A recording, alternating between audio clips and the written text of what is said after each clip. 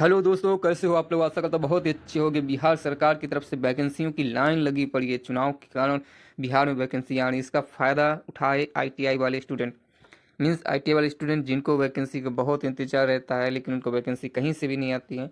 तो बिहार तकनीकी सेवा आयोग की तरफ से वैकेंसी निकाली गई हैं कार्य निरीक्षक के पद के लिए, जिसमें आईटीआई का मांगा गया है। लोक स्वास्थ्य अभियंत्रण विभाग के लिए कहा गया है। ठीक है, जिसकी डेट है 10 अक्टूबर से 10 नवंबर तक आप फॉर्म फिल कर सकते हो। ये ऑफिशियल वेबसाइट है। बात कर लेते हैं सबसे इम्पोर्टेंट पैटर्न की कि क्या इसकी सैलरी रहेगी और क्या इसकी एलिजिबिलिटी है।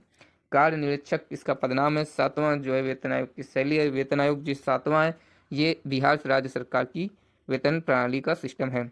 ये कोई केंद्र की वैकेंसी, ना ही केंद्रीय वैकेंसी है, ना ही केंद्र के इसमें वेतन सिस्टम लागू होगा। अगर बात करें योग्यता की, तो आप सबसे पहला हाई स्कूल पास हो, दूसरा आईटीआई हो, लेकिन सिर्फ 3 ट्रेड के लिए, ड्राफ्टमैन, सिविल सर्वेयर और प्लम्बर। इन 3 ट्रेड के अलावा कहीं से भी आपने आईटीआई की है, एक बार फिर से सुन लीजिए। प्लम्बर आईटी अगर आपका आईटीआई प्लम्बर में है, ड्राफ्टमैन सिविल में है, सर्वेयर में, तो आप इस फॉर्म को फिल कर सकते हो। आप कहीं के भी रहने वाले हो, फिल कर सकते हो। हाँ, बिहार के अलावा अदर स्टेट के हो तो आप सभी लोग जो है अनारक्षित वर्ग में काउंट किए जाओगे। समझ में आ रहा है? मतलब आप बिहार के अलावा कहीं से भी हो तो आपको अनारक्षित वर्ग में काउंट किया जाएगा।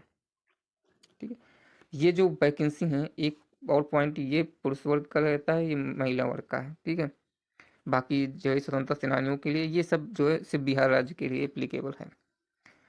आप कहीं से भी फॉर्म फिल कर सकते हो। एज जो है मिनिमम 18 साल है। मैक्सिमम अनारक्षित जनरल के लिए 37 है, बाकी सबके लिए अलग अलग क्राइटेरिया दिया गया है। तो एज बढ़िया ठीक ठाक एज यहाँ पे रखी गई है। और आरक्षण सिर्फ बिहार वालों को मिलेगा। तो बिहार वाले, अगर आप लोग देख रहे हो, आप पटना से हैं या बिहार से हैं, कहीं से भी हैं बिहार के, तो अनुसूचित जाति और जनजाति जो भी है, ओबीसी है, सभी अपना प्रमाण पत्र रखें। जाति प्रमाण पत्र और स्थायी या मूल निवास प्रमाण पत्र रखें।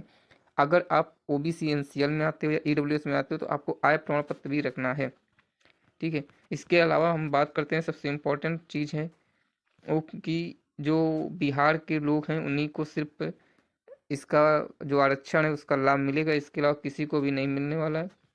ये बात याद रखना। फॉर्म फीस मात्र 100 रुपये। आप कुछ किसी भी कैटेगरी से हो, यहाँ पे जो फॉर्म फीस है 100 रुपये रखी गई। चयन प्रक्रिया सिंपल से, एक पेपर होगा 100 अंक का, कंप्यूटर बेस्ड टेस्ट यहाँ पे बोला गया, जो कि 100 अंक का होने वाला है। ठीक है, 100 अंक का होगा, 100 ही प्रश्न होंगे, 2 घंटे का टाइम बढ़िया है। इसमें मैट्रिक तक के क्वेश्चंस रहेंगे। 20% ड्राफ्टमैन सिविल करेगा, 20% सर्वेयर का, 20% प्लम्बर का, 20% गणित के और 20% सामान्य ज्ञान से रहेगा। प्रश्न हिंदी एवं अंग्रेजी दोनों भाषाओं में होगी। इसका मतलब है, साफ है कि जो भी आईटीआई ड्राफ्टमैन सिविल सर्वे प्लम्बर के हैं, ठीक है, उन्हीं के आधार पर प्रश्नों को जो है दिया जाएगा। लेकिन एक यहाँ पे पॉइंट ये है कि जो है निगेटिव मार्किंग है। सबसे इम्पोर्टेंट जो यहाँ पे है बात की गई है, और निगेटिव मार्किंग की गई है कि 1/4 यहाँ पे निगेटिव मार्किंग है। ठीक है, 1/4 यहाँ पे क्या है, निगेटिव मार्किंग है।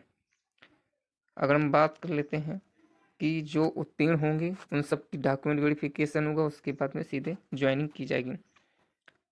ठीक है, तो डॉक्यूमेंट वेरिफिकेशन के लिए वहाँ पे कागज़ में कोई भी प्रकार से, किसी भी प्रकार से अगर धुंधला है, काला है, अपठनीय दस्तावेज, अगर अपठनीय दस्तावेज है तो फिर वो जो है डॉक्यूमेंट वेरिफिकेशन में रिजेक्ट कर दिया जाएगा। तो जो भी डॉक्यूमेंट्स हों आपके ओरिजिनल और क्लियर होने चाहिए।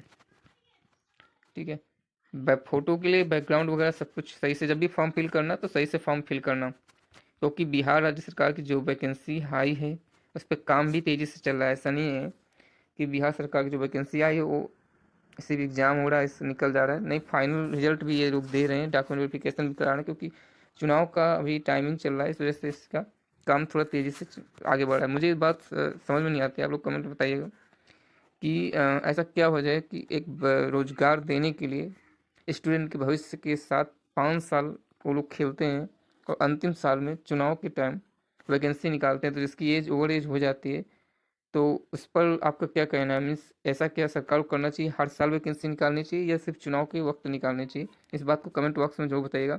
मिलते हैं तब तक नेक्स्ट वीडियो में, और जल्दी ये वीडियो आने वाला है कि फॉर्म कैसे फिल करना है। बाकी जो भी आपके डाउट है कमेंट बॉक्स में जरूर बताइएगा। मिलते हैं नेक्स्ट वीडियो में, तब तक के लिए जय हिंद।